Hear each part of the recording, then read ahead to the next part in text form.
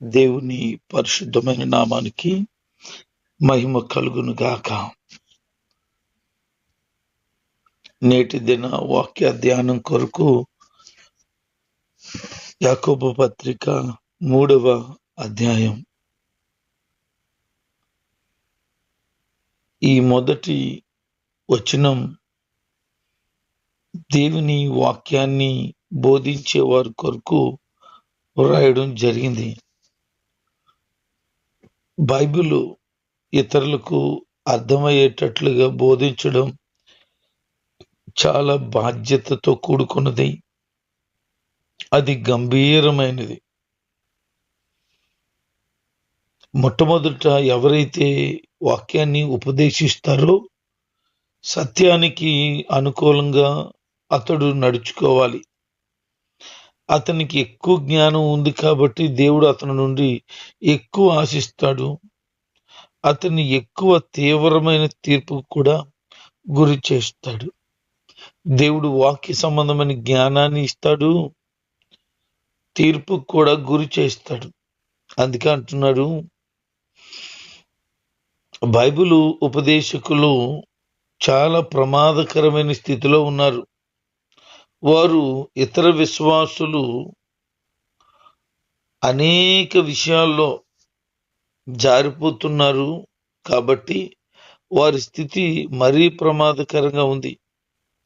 తమ పనులో వారు చాలా ప్రమాదకరమైన వారుగా ఉన్నారని గుర్తించాలి. వారు వాడుతున్న నాలుకుందే ఉపదేశించే పనికి ఎవరు కూడా తొందరపడకుండా ఉండాలని, ప్రతి ఉపదేశకుడు దేవుడు తనను ఆ పనికి పిలుస్తున్నాడని, ఉపదేశించే సామర్థ్యాన్ని దేవుడే ఇచ్చాడని నమ్మాలి. తనకివ్వబడిన ఆ సామర్థ్యం దేవుని వాక్యాన్ని ఉపదేశించేందుకు దేవుడు పిలిచి స్థిరపరిచి అద్భుతమైన సంతృప్తికరమైన పని అని గమనించాలి. అలాంటి ఉపదేశకులంతా ఈ ఘనమైన పిలుపును బట్టి భయభక్తులతో ఆనందిస్తారు. అందుకే ఇంతటి గొప్ప ఉపదేశమును ఎవరైతే బోధిస్తున్నారో వారు తెలుసుకోవలసింది ఏంటి అని అంటే, రెండంతల తీర్పు ఉంది కాబట్టి జాగ్రత్తగా ఉండండి. అందరూ కూడా త్రొట్టిల్లు పడిపోతున్నాం. ఎవరైనా సరే చెప్పే దానిలో తొట్టిల్లు పడిపోకుండా ఉంటే, ఏ లోపం లేకుండా ఉంటే అతను తాను కంట్రోల్ చేసుకోగలుగుతున్నాడు అని. అవయవాలన్నిటిలోనికి నాలుక అదుపు చేయడం ఎక్కువ కష్టం అని యాకోబు చెబుతున్నాడు. తన నాలుకపై అదుపు సాధించిన వాడు పరిపక్వం చెందిన వ్యక్తి అని, దేవుడు తనకిచ్చిన పనిని చక్కగా సరిపోయిన వాడని, ఏ లోపం లేని వ్యక్తి అని మాట్లాడుతున్నాడు. తొందరపడిపోతే ప్రమాదం ఉంది, త్రొట్టెలు పడిపోతే చాలా ప్రాబ్లం ఉంది. ఈ గ్రీకు పదం ఇది, తొట్టిల్లు పడిపోవడం అనే మాట. అంటే ధర్మశాస్త్రాన్ని పాటిస్తూ ఇతరులకు బోధిస్తూ తప్పిపోతే ఆ వ్యక్తి అపరాధి అవుతాడు అని 2వ అధ్యాయం 10వ వచనంలో ఉంది.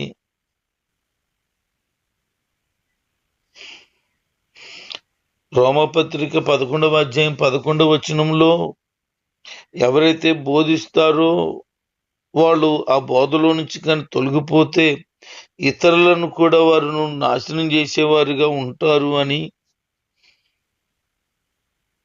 కాబట్టి జాగ్రత్తగా ఉండమని చెప్తున్నాడు.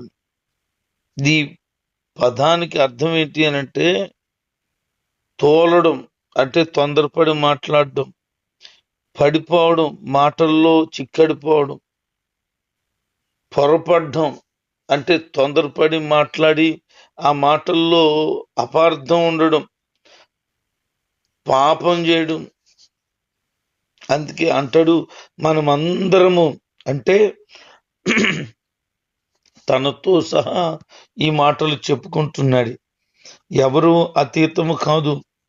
బైబిల్ చెప్తుంది, తాను నిలుచున్నానని తలంచుకున్నవాడు పడిపోకుండా చూచుకోవాలి అని. అంటే ప్రతి వారు కూడా మేము బాగానే ఉన్నాం, భక్తులు బాగున్నాం, దేవుళ్ళో ఎదుగుతున్నాం, నీతి కలిగి ఉన్నాం అని అనుకుంటున్నారు. అయితే ఏదైనా పడిపోయే అవకాశం ఉంటే పడిపోతారు. కాబట్టి జాగ్రత్తగా చూసుకోండి అని చెప్తున్నాడు. ఎవడైనా మాట తప్పకుండా ఉంటే వాడు లోపం లేని వాడుగా ఉంటాడట.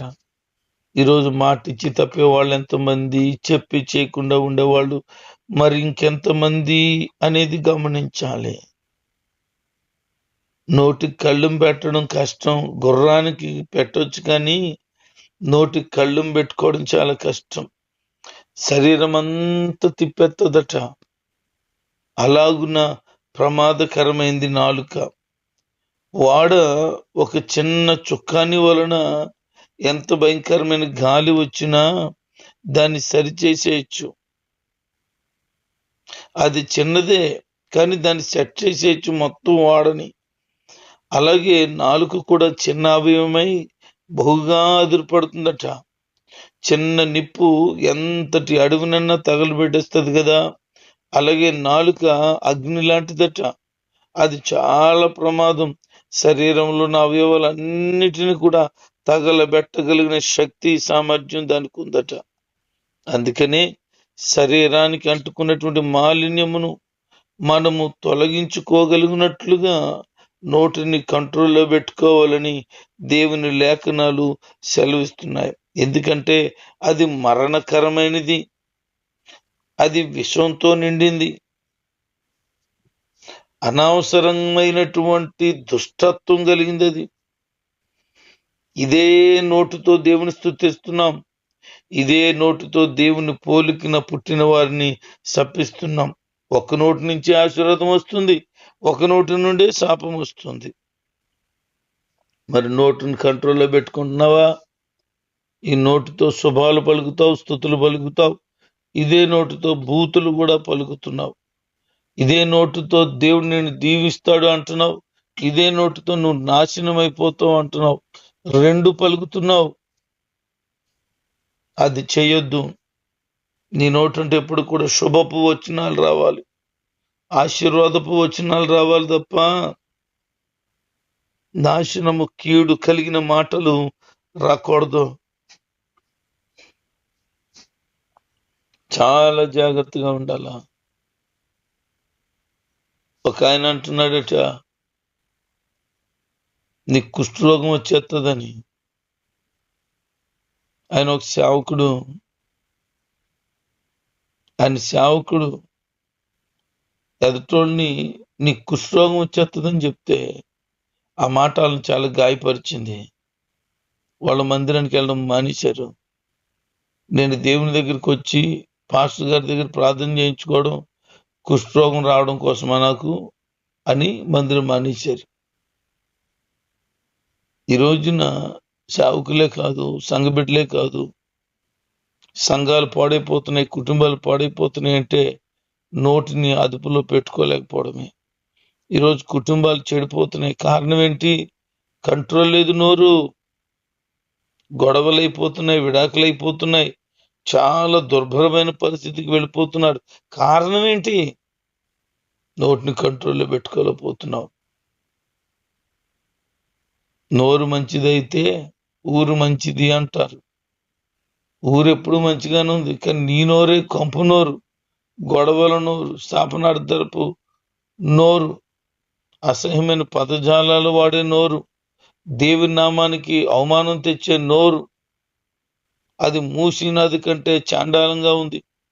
అంత అపవిత్రత నీ నోట్లో నుంచి వస్తూ ఉంది. జాగ్రత్త. మరి నోటిని అదుపులో పెట్టుకో. శాపం వచ్చిన దీవెన వచ్చిన ఎలాగొస్తుంది? అది నోరు. ఆ నోరులోంచి రెండు వచనాలు ఎందుకు వస్తాయి?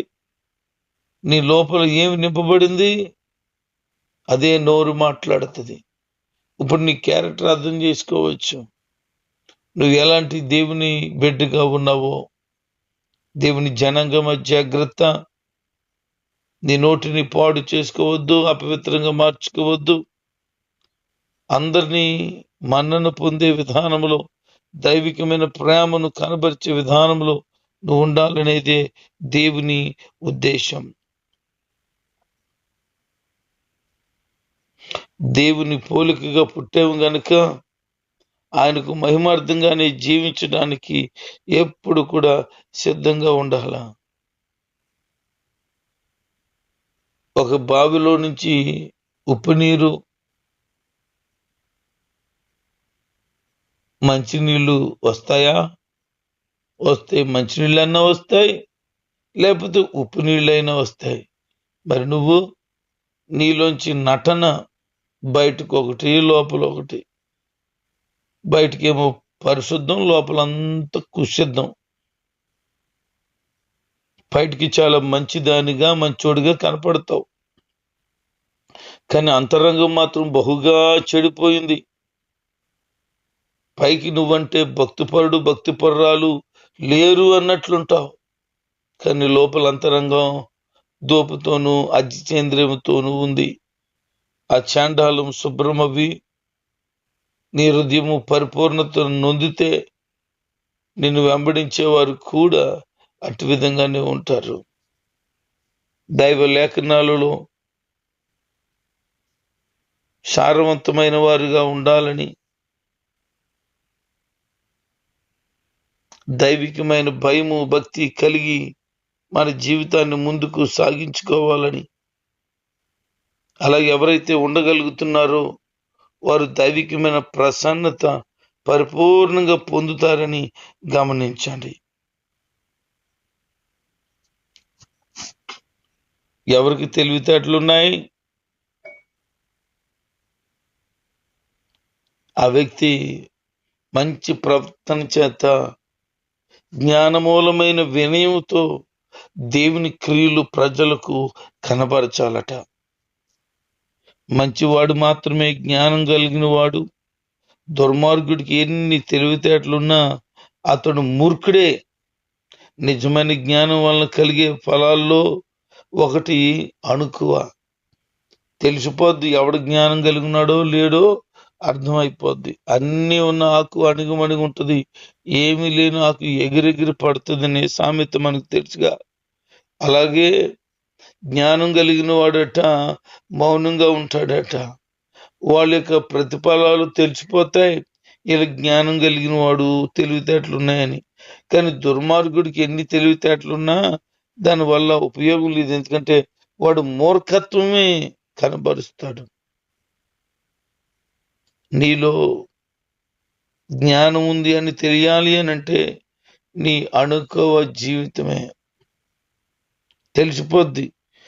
దేవుని నుంచి జ్ఞానం కలిగిన వారు తమను తాము గొప్ప ఎప్పుడు చెప్పుకోరు. జ్ఞానం కలిగిన వారు, దైవికమైన జ్ఞానం కలిగిన వారు తాను గొప్ప చెప్పుకోరట. కొంతమంది అయితే మేమే దేవుళ్ళమి అన్నట్లు మాట్లాడతారు. అలాగే ఎప్పుడు చెప్పరు, అసలు మా జ్ఞానం ఉంది కాబట్టి అనే ఆలోచన లేదు వాళ్ళకి. వాళ్ళు ఏమనుకుంటున్నారనంటే గొప్ప అంటే దేవుడు తప్ప, ఈ జ్ఞానం ఇచ్చిన దేవుడు తప్ప మరొకటి ఏమీ లేదని వారి అంతరంగం. కానీ ఏమీ లేకపోయినా బోళ్ళన్ని బడాయిలు చెప్పుకునే వాళ్ళు ఉంటారే, వాళ్ళు దేవుని మనసు లేని వారు. లోకంలో 2 రకాలైన జ్ఞానాలు ఉన్నాయి. ఒకటి సైతాన్ నుంచి వచ్చింది, రెండోది దేవుడి నుంచి వచ్చింది. ఒక దాని ద్వారా కలిగే ఫలితం వేరొక దాని వల్ల కలిగే ఫలితాలకు పూర్తిగా భిన్నంగా ఉంటుంది. ఒక వ్యక్తి జీవితంలో మనకు కనిపించే దాన్ని బట్టి అతను నిజంగా జ్ఞానవంతుడో కాదో నిర్ణయించవచ్చు. ఎందుకంటే దుర్మార్గులు గర్వంతోనూ, అసూయతోనూ, స్వార్థంతోనూ నిండిన వారు, లేకపోతే ఈ లోక సంబంధమైన మనసు కలిగి ఆధ్యాత్మికత లేనివారు, ఇలాంటి వాళ్ళందరూ కూడా దేవుడి నుంచి వచ్చే జ్ఞానం కలిగిన వారు కాదు. అర్థమవుతుందా? దుర్మార్గం, గర్వం, అసూయ, స్వార్థం. వీళ్ళు దేవుడు అనుగ్రహించిన జ్ఞానం కాదు వాళ్ళది, సైతాని జ్ఞానం వాళ్ళకి.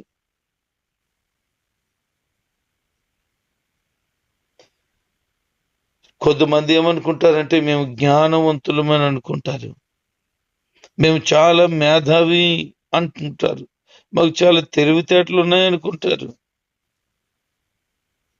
వారి జ్ఞానం అనబడింది ఎక్కడి నుంచి వస్తుందో దేవుడు చూసి నవ్వుతాడు. మనుషులు కలిగినటువంటి జ్ఞానం దేవుని దృష్టిలో వెర్రితనం. నీలో జ్ఞానం ఉందో లేదో నీ భక్తిని బట్టి, నీ యథార్థ జీవితాన్ని బట్టి, వినయ విధేయతలతో కూడుకున్న జీవితాన్ని బట్టి అవలీలగా చెప్పచ్చు. కనుక దైవికమైన జ్ఞానాన్ని సంపాదించుకోవడానికి ప్రయత్నం చేయి. అలాగున్న ప్రభులో సాగుతుంటుండగా దేవుని కొరకు నమ్మకమైన వ్యక్తిగా జీవించగలుగుతాం. ఈ లోక సంబంధమైనటువంటిది అది సహజ సిద్ధమైనది, అది దయ్యముల చేత కలిగింది. అట్టి జ్ఞానానికి ఎప్పుడు దూరంగా ఉండు. అది అసూయతోనూ గొడవలతోనూ ఎప్పుడు నింపబడుతుంది. అర్థమైపోద్ది వీళ్ళ అసూయ పరులు అనంటే వాళ్ళకి కలిగిన జ్ఞానం అపవాది నుంచి వచ్చింది. గొడవలెట్టే మనసు ఉందంటే వాళ్ళు కూడా అంతే. అక్రమ పరిస్థితులు వాళ్ళు అనుసరిస్తున్నారంటే వాళ్ళు అంతే. ఇతరుల గురించి చెడ్డ చెప్తున్నారంటే అంతే. ఆ జ్ఞానం ఎవరిది? ఈసారి మీరు గమనించండి. పైనుంచి వచ్చే జ్ఞానం అనగా దేవుడి నుంచి వచ్చే జ్ఞానం ఎలాంటిదట? పవిత్రమైనది, సమాధానకరమైనది, మృదు కలిగినది, అనుకోగలిగినది,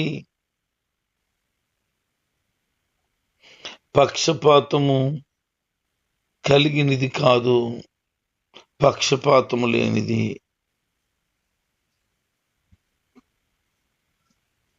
వాళ్ళు ఎలా తెలిసిపోతారు? ఒక విత్తనం మనం వేస్తే అది కొన్ని దినాలకు దాని యొక్క గుణాన్ని బయట పెడుతుంది. అది ఏ విత్తనమో తెలిసిపోద్ది. అట్లే నీ మాటలు, నీ ప్రవర్తన, నీ నీతి, నీ భక్తి, నీ యథార్థత, నువ్వు కలిగిన జ్ఞానం దేవుడి నుంచి వచ్చిందా, దెయ్యాల నుంచి వచ్చిందా, నీ ప్రవర్తన వలన తెలిసిపోతుంది. నీతి కలిగిన ప్రవర్తన కలిగి ఉండాలా, దైవికమైన భయము భక్తి కలిగి ఉండాలా, ఇతరులకు మాదిరికరమైన జీవితాన్ని అవలంబించాలి. దేవుడు కోరుకుంటున్నాడు. ఈ లోక మాలిన్య సంబంధమైన వాటికి దూరంగా ఉండి, అపవిత్రమైన వాటికి దూరంగా ఉండి, దైవికమైన మనసుతో దేవునిలో కొనసాగిపోతూ ఉంటుండగా దేవుని యొక్క నిత్య తీర్పుకు దూరమై దేవుని సమాధానము స్వతంత్రించుకుంటా. కనుక ఈ రెండు విషయాలలో జాగ్రత్తగా ఉండండి. నువ్వు బోధించడానికి సిద్ధపడుతున్నావు అని అంటే ప్రమాదంలో పడినట్టే, రెండంతల తీర్పులోనికి వెళుతున్నట్లే. అయితే బోధించి తప్పిపోకుండా నిలబడగలిగితే గొప్ప భాగ్యం.